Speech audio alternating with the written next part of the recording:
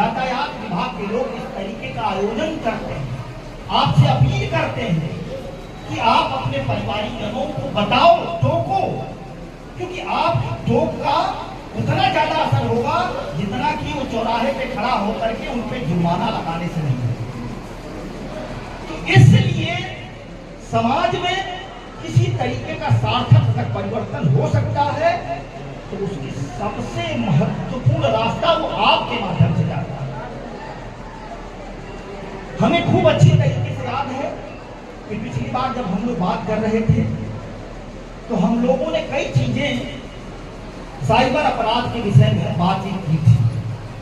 आज के इस दिवस पर ये टाइम की करना ही होगा कि मैं आपको बताऊं कि आपको ये टोल फ्री नंबर याद रखने चाहिए, सब आपको पता है, मैं जानता हूं। लेकिन एक चीज को मैं जरूर रिपीट करूंगा कि पुलिस की पाठशाला से तात्पर्य यह है कि पुलिस आपको वो पाठ पढ़ाना चाह रही है जिससे न सिर्फ आप अपराध से दूर रहो बल्कि अपराधियों के चंगुल में भी न फंसने पाओ। बस यही पुलिस की पाठशाला का मूल मंत्र है।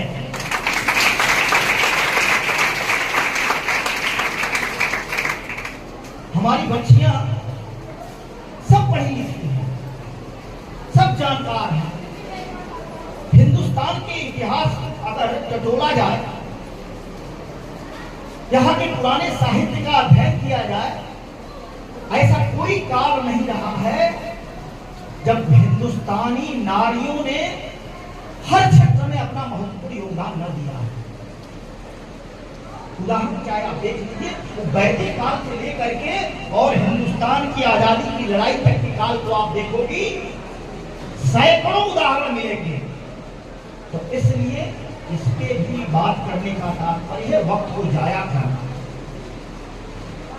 आज इस पाठशाला की जो सबसे बड़ी सार्थकता या सबसे बड़ी जरूरत क्या है, वो ये है क्योंकि आपका जो दौर है, जो आपकी उम्र है, वो थोड़ा सा मेच्योरिटी की तरफ बढ़ने वाला है, पूरी तरीके से मेच्योर नहीं है। जिस मेच्योरिटी से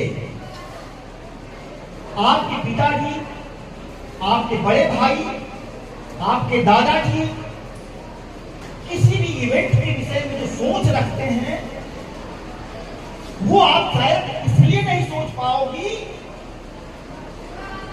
क्योंकि कहा जाता है ना, अनुभव तो समय के साथ ही।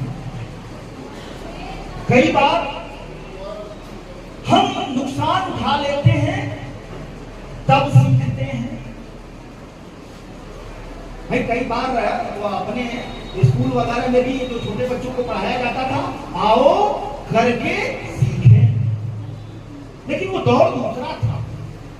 अब तो जिसने करके सीखा और नुकसान उठाया, हम उनके अनुभव का लाभ लेकर के और ऐसा करेंगे कि वो नुकसान की नौबत ही ना आए।